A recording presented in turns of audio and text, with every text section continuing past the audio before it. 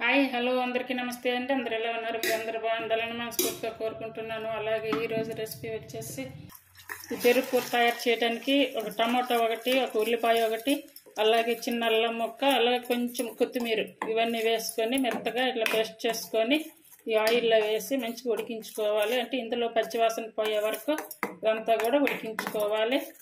మామూలుగా అయితే పెరుగు పచ్చడిని, పెరుగు పులుసు అలా తయారు చేస్తుంటాము కదా, ఆ పద్ధతిలో కాకుండా ఇలా ఈ పద్ధతిలో తయారు చేశారంటే ఖచ్చితంగా తింటారు అందరు కూడా. మిక్సీ పట్టుకున్నటువంటి జార్లోనే కొంచెం వాటర్ వేసి సాల్ట్ వేసి ఉడికించుకోవాలి. ఇలా ఉడికించుకున్నటువంటి పేస్ట్లో పావు స్పూన్ కారం వేసుకోవాలి. అంటే కారం తినే టేస్ట్ని బట్టి తీసుకోవాలి. అలాగే పావు స్పూన్ పసుపు వేసుకోవాలి. పేస్ట్ అంతా కూడా దగ్గర పడింది. ఇందులో వెల్లుల్లి అయితే అస్సలు వేయనివ్వద్దు. ఇందులో ఓన్లీ అల్లం మాత్రమే వేసుకోవాలి. చూసారు కదా, ఆయిల్ పైకి వచ్చి ఇలా ఉన్నప్పుడు మనం స్టవ్ ఆపేసుకోవాలి. స్టవ్ ఆపేసుకొని పక్కన పెట్టుకోవాలి. ఇప్పుడు పెరుగు తీసుకొని బాగా చాలా క్రీమీగా చేసుకోవాలి. ప్లస్ పెరుగు కూడా పులిచిన పెరుగు కాకుండా అప్పటికప్పుడు తోడపెట్టుకుంటాం కదా, పాలు తోడపెట్టినప్పుడు ఫ్రెష్ పెరుగు అవుతుంది కదా, అట్లా ఉన్నటువంటి పెరుగు తీసుకోవాలి. ఒకవేళ పెరుగు మరీ గట్టిగా ఉందనుకుంటే కనుక కొంచెం లైట్గా వాటర్ కూడా వేసుకొని ఇలా చేసుకోవచ్చు. చూడండి, నేనైతే ఒక కప్పు పెరుగు తీసుకుంటున్నాను. అంటే మనం ఆల్రెడీ టమాటా ఒకటి వేసాం కాబట్టి కొంచెం పులుపు అనేది తగులుతుంది కదా, అందువల్ల పులిసిన పెరుగు తీసుకోకుండా కొంచెం అప్పటికప్పుడు ఫ్రెష్ పెరుగు తీసుకుంటే కనుక టేస్ట్ బాగుంటుంది. ఈ పెరుగునైతే ఒక బౌల్లో వేసుకోవాలి.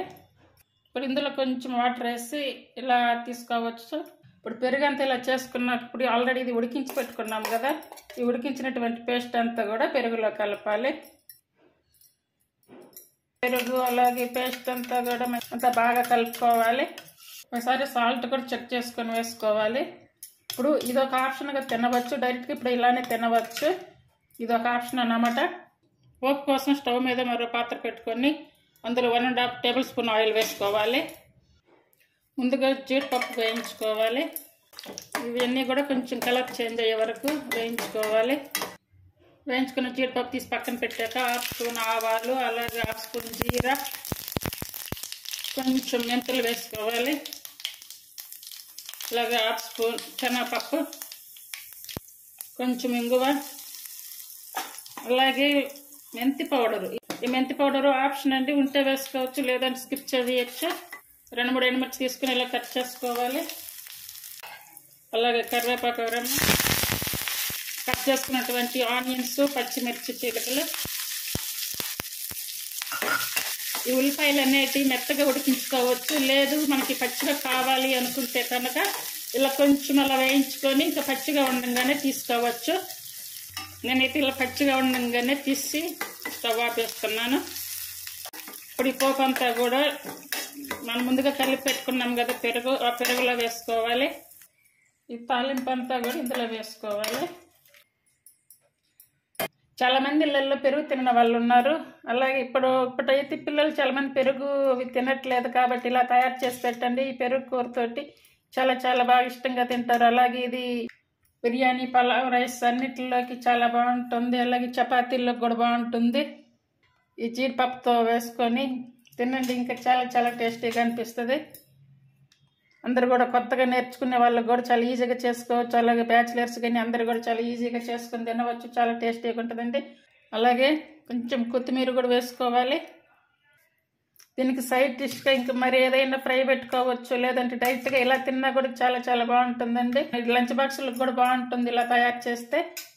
అండి, ఎంతో టేస్టీగా ఉండేటువంటి పెరుగు కూర ఇది, చాలా టేస్టీగా ఉంటుంది. తప్పనిసరిగా ట్రై చేయండి. పెరుగు కూరని ఇప్పుడు 2 విధాలుగా ఎలా యూజ్ చేసుకోవాలి చూపించాను. ఇప్పుడైతే 3వది అయితే వచ్చేసి ఇప్పుడు వడలు, అలాగే పెరుగు వడ.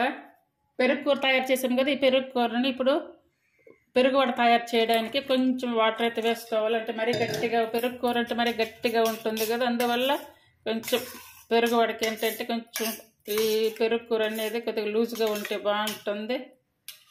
చూడండి, ఇప్పుడు మనం తయారు చేసుకున్నటువంటి పెరుగు అంతా కూడా ఇలా ముందు కంప్లీట్గా వడలు అయితే పెట్టాం కదా, ఇప్పుడు సెకండ్ ట్రిప్కి వచ్చేసరికి, అంటే సెకండ్ లేయర్కి వచ్చేసరికి ఈ వడలు అనేవి కొంచెం ఇలా మధ్యలోకి కట్ చేసుకోవాలి. ఇలా కట్ చేసుకుంటే కనుక వీటికి మొత్తం కూడా ఇలా పట్టేస్తుంది. ఇలా పెట్టేసుకోవాలి. అన్నీ కూడా ఇలానే తయారు చేసుకోవాలి. బ్రేక్ఫాస్ట్, డిన్నర్కి, అన్నిటికీ, స్నాక్ అన్నిటికీ కూడా చాలా ఉపయోగపడుతుంది ఇలా కనుక తయారు చేసామంటే. ఇలా కట్ చేసినందువల్ల ఏంటంటే ఈ కర్రీ అనేది అంతా వీటికి మధ్యలో కూడా పడుతుంది అన్నమాట. ఇలా పైన లేయర్గా వేసుకోవాలి. చూడండి, అంతా కూడా ఇలా సరి చేసుకోవాలి. మొత్తం స్టెప్ బై స్టెప్ అంతా కూడా ఇలానే పెట్టేసుకోవాలి. అలాగే పైన కొంచెం కొత్తిమీర, ఎక్కువ కూడా అవసరం లేదు, లైట్గా వేసుకోవచ్చు. ఇంకా కావాలనుకుంటే మనం నైట్ టైం చేసి పెట్టుకొని ఉదయాన్నే తినవచ్చు. ఉదయాన్నే అంటే ఇప్పుడు నైట్ టైం చేసుకుంటాం కదా, చేసుకొని ఫ్రిడ్జ్లో పెట్టేసుకోవాలి. ఫ్రిడ్జ్లో పెట్టేసుకొని ఎర్లీ మార్నింగ్ తీసి బయట పెట్టేసుకోవాలి.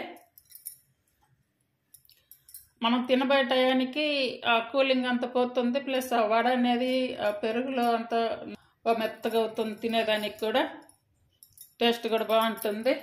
దానిమ్మ గింజలు మరి ఎక్కువ వేసినా కూడా ఆ టేస్ట్ మళ్ళీ డిఫరెంట్గా ఉంటుంది కాబట్టి ఇవి కూడా కొంచెం వేసుకోవాలి. మూత పెట్టి ఒక 1 అవర్ అలానే ఉంచేసుకోవాలి. చూడండి, తినబోయే ముందు ఇలా వేయించినటువంటి జీడిపప్పులను వేసుకొని తింటే కనుక సూపర్గా ఉంటాయండి. చాలా టేస్టీగా ఉంటుంది. ఇది ఒక ఆప్షన్గా చెప్తున్నాను. ఇప్పుడు మనకి పెరుగు పచ్చడిగా కానివ్వండి, పెరుగు పులుసు కానివ్వండి, ఇలా పెరుగు కూర ఏదైనా తయారు చేసుకున్నప్పుడు టయానికి మనకి ఇలా వడలని అనుకోండి, ఇలా తయారు చేసేసుకోవచ్చు. మనకి పెరుగు వడ కావాలనుకుంటే అప్పటికప్పుడు ఇలా చేసేసుకోవచ్చు. ఇలా తయారు చేయండి, చాలా బాగుంటాయి టేస్ట్. అలాగే క్యారేజ్లకు కూడా పెట్టేయచ్చు. ఇలా ఈ పెరుగు కర్రీ రెసిపీ మీకు నచ్చినట్టయితే ప్లీజ్ లైక్ చేసి, షేర్ చేసి, సబ్స్క్రైబ్ చేయండి. అలాగే ఛానల్ని సపోర్ట్ చేయండి. చూడండి, చాలా స్మూత్గా దిగిపోతున్నాయి. చూడండి, స్పూన్ పెడితే అందరు కూడా ట్రై చేయండి. చూసారు కదా, ఇలా తీసుకొని తింటే చాలా టేస్టీగా ఉంటుంది. చాలా ఈజీ రెసిపీ, చాలా తక్కువ టైంలో చేసుకునేటువంటి రెసిపీ అండి ఇది. అందరూ ట్రై చేయండి. Thank you for watching.